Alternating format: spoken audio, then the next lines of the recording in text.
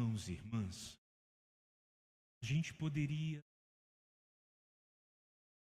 raciocínio para podermos meditar a palavra de Deus. Se a gente seguisse o autor de Hebreus, a meditação seria sobre o sacerdócio. Toda a carta aos Hebreus, na verdade, é um entendimento sobre o ministério sacerdotal, vendo Jesus como sacerdote. Mas o resumo do texto de hoje, a gente poderia dizer: o dom de si, Jesus que fez vida dom, Jesus que fez da vida, Jesus que fez da vida. Me perguntaram por que Jesus sofreu. Se ele é Deus, por que o Pai não salvou a humanidade de outra forma, mas escolheu o caminho da expiação, do sacrifício? Isso se deve por causa do pecado. Por causa do nosso pecado, vai dizer Tomás, por causa da concupiscência. Era preciso Deus encarnar, assumisse a condição. E aí Tomás diz: tudo aquilo que não é assumido não poderia ser. Foi preciso ele assumir.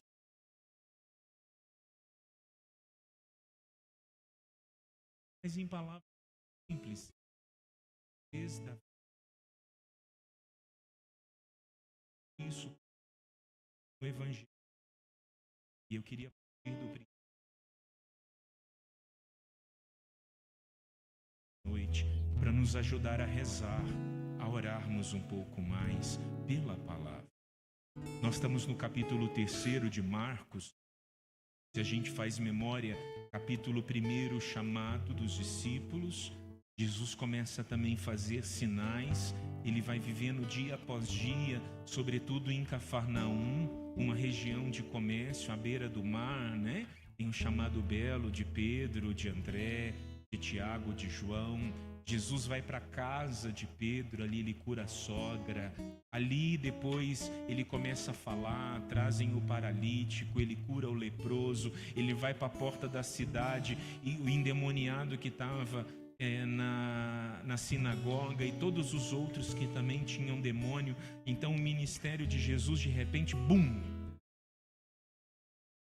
E no tempo de Nosso Senhor não tinha WhatsApp, a gente sabe disso. E eu fico impressionado como a notícia correu. Hoje a gente tem o texto começando assim: uma multidão se reúne. Irmãos, nós estamos falando de quilômetros. Nós estamos falando de estradas que eram feitas a pé, de viagens que eram feitas. Nós não temos um povo a cavalo, um povo com transporte.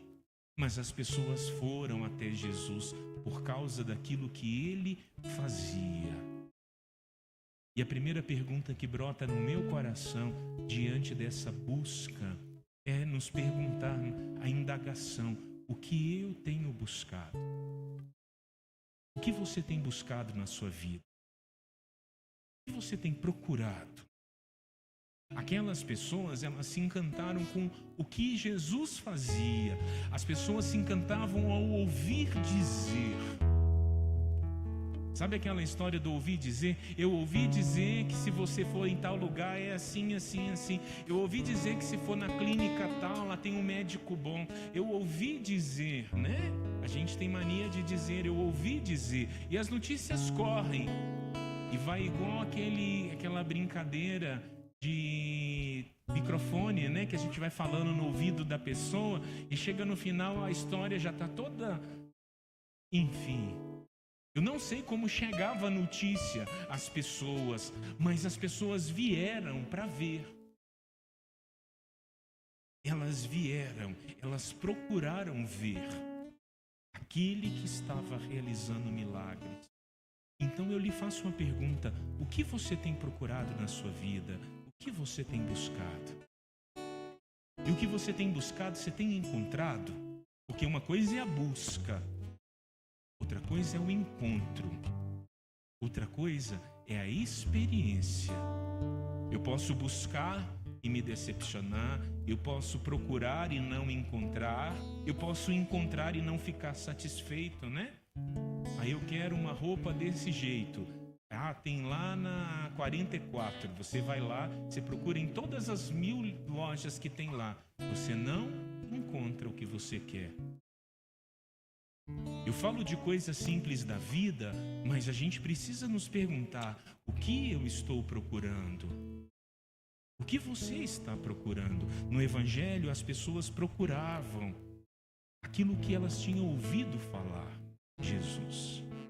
E ao encontrarem, né, a gente tem aqui diversos territórios citados e a gente vai ver na multidão, Jesus usa de um instrumento, ele pede um barco para não ser comprimido. Com certeza a gente estava no Lago da Galileia, à beira de Cafarnaum. Jesus sobe no mar e começa a falar. Ele se utiliza do recurso do vento, né? Jesus é tão esperto, naquele tempo não tinha microfone e ele usou do microfone natural. O vento que vinha da praia, do mar, né, de dentro, espalhava a voz dele. E as pessoas ficaram lá encantadas com a sua voz, com a palavra de Jesus. Uma pergunta agora. Onde está a palavra de Jesus hoje? Na Escritura, não é? Não é na Bíblia? Pronto. Você tem escutado essa palavra? Você tem parado diante dessa palavra para escutá-lo? Ou você só passa as páginas? Ou nem as páginas você passa, nem abre a Escritura, né? Sua Bíblia está lá na entrada da sua casa, mas empoeirada, aberta no Salmo 90. Você nem para mais para ler, né? Tem gente que riu, ó. Mais ou menos assim. A gente vai encontrando, né? Aquela Bíblia empoeirada, mas que eu não abro. Enquanto a fechada é só um livro, como tantos outros. Mas quando aberto, lido, proclamado, é Jesus. E eu posso me encontrar com aquilo que Ele quer falar ao nosso coração. Se eu não sei o que eu estou buscando, eu não sei o que eu quero encontrar. Se eu sei o que eu estou buscando, eu vou saber o que eu quero encontrar. Mas hoje, de modo muito particular, eu parei-me no versículo 10 do capítulo 3. Porque ele diz assim: com efeito, Jesus tinha curado muitas pessoas. Todos que sofriam de algum mal jogavam-se sobre ele para tocá-lo. A gente tem experiência daquela mulher, né? Que procurou e tocou a veste de Jesus por detrás e ela tinha um fluxo de sangue. E Jesus faz a pergunta: quem me tocou? O corpo de nosso Senhor é santo. Ele é homem, mas ele é santo. E a experiência de tocá-lo, tocar suas vestes, essa era a fé daquele povo. Se eu tocar, eu vou ser curado. Se eu tocar... Tanto é que, mais tarde, Pedro, quando ele vai andando, as pessoas queriam tocar as vestes de Pedro para serem curados. A sombra dos apóstolos curava. Imagina a gente passando e as pessoas sendo curadas porque Cristo está em nós, Cristo está na nossa vida. Mas é essa experiência, de fato a palavra aqui é experiência. Se eu procuro, se eu escuto, eu quero, né? Aquela experiência, eu vou ver tocando, né? Deixa eu ver. Não é assim? Aí você, ué, mas você quer ver ou quer tocar? Deixa eu ver. Aí a pessoa tem necessidade de tocar. Porque passa pelos sentidos. E passando pelos sentidos, eu queria trazer aqui a categoria do encontro. Existe um autor, embora judeu, chamado Buber, e ele fala que a pessoa, ela procura encontro. Procura encontrar-se. E ela pode se encontrar num outro, que pode revelar a ela quem ela é, mas essa busca do encontro, essa busca por fazer um encontro. E a gente vai ter diversos encontros na nossa vida. É ou não é verdade? A gente pode ter encontros de alegria, a gente pode ter encontros com pouca alegria, a gente pode ter encontros que podem trazer paz, outros que podem trazer conflitos. A vida vai acontecendo e esses encontros vão acontecendo. E de modo místico, Deus vai nos acercando, né? Pensando no ministério do sacerdote de Cristo, a gente tem o sacerdócio comum, né, dos padres, que é uma continuidade. Nós só somos padre porque Ele foi padre, vamos assim dizer. Só somos sacerdotes porque Cristo foi sacerdote. E a igreja continua assim o ministério de Cristo. Muitos de nós estamos reunidos aqui por causa de rezar pela alma da Dona Maria, né? E como padre eu tive a graça de assisti-la, de acolhê-la.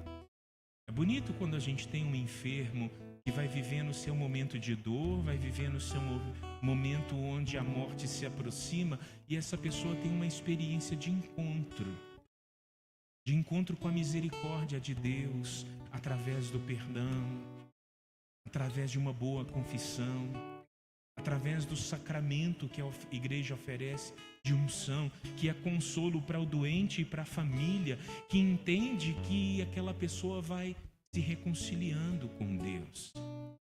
Quiséramos todos nós chegar à nossa hora do encontro com a morte e estarmos em estado de graça. Mas enquanto esse dia não chega nem para mim, nem para você, amado irmão, amada irmã, nós temos que viver esse encontro que Deus nos propõe. E aonde você tem lançado as suas forças? Porque jogar-se em cima de alguém exige força, não é verdade? Jogar-se. A palavra diz que as pessoas jogavam-se sobre ele. Eu fico imaginando quanta força Jesus não tinha, né? Ainda bem que ele foi carpinteiro parte da vida antes de iniciar seu ministério e ele deve ter carregado muita madeira e ali ele fez esforço, porque as pessoas jogavam-se sobre ele para tocá-lo. A gente está se jogando aonde? Eu estou me jogando sobre o Cristo, na procura dele, mas eu também posso estar me jogando em busca de qualquer amor passageiro. Eu posso estar me jogando, né, com prazeres efêmeros. Falando de jogo, né, o jogo aí do vício. Meu Deus, quantas pessoas viciadas em jogo online, usando o trocadilho do jogo, jogar-se sobre, né? Eu vou gastando meu tempo, mas isso vai esvaziando a minha vida, vai esvaziando o meu coração. E hoje eu quero pedir para mim e para você, a partir dessa palavra, porque a proposta de uma missa onde nós oramos pela cura é pedir ao Senhor que pela palavra, pela Eucaristia celebrada, o Senhor venha curar nosso coração. E nós oramos porque nós acreditamos. Desde de manhã nós temos orado por todos que chegariam aqui. Na verdade, fazemos isso todos os dias, né? Como comunidade Nova Aliança. Mas a quinta-feira para nós é um dia especial de missão, onde de fato as nossas orações são por aqueles que aqui vêm, para ter as suas vidas restauradas, transformadas, né? E embora por muitos motivos nós chegamos aqui, mas não nos impede de meditar a nossa procura. Não nos impede de querer ter um encontro pessoal com Jesus que transforma, que muda a vida, muda a nossa existência, muda o nosso ser. E até mesmo de pedir ao Senhor o carisma de cura, porque diz São Paulo que a geração apostólica vivia, né? A igreja nascente vivia dos carismas. A gente escutou isso domingo passado. Quem estava na missa ouviu na segunda leitura a carta aos Coríntios, capítulo 12. E Deus ainda hoje usa da igreja para nos ajudar a viver os carismas, e dentre eles a cura, seja ela da alma, do corpo, do coração. Quem aqui precisa de alguma graça especial? Diga para mim, só para mim poder ver, para mim saber por quem rezar. Ok. Vamos rezar então uns pelos outros? Como é que a gente reza? Vamos pedir que a nossa alma se lance, né? Não dá para pedir Jesus para passar aqui, né? Porque, afinal de contas, essa oração é uma experiência mística, que não dizer. Mas dá pela fé nós nos lançarmos. E eu peço ao Senhor que, pela força do Espírito Santo, te dê essa coragem, essa graça. Quando eu lia o texto também, me vinha uma canção antiga, né? Simples, que a gente cantava na renovação carismática. Eu pedi os irmãos aqui para aprender, a gente até demorou um pouquinho, mas antes de rezarmos, vamos cantá-la para nos ajudar a mergulhar nessa experiência. Vamos aprender com a gente? Ela diz: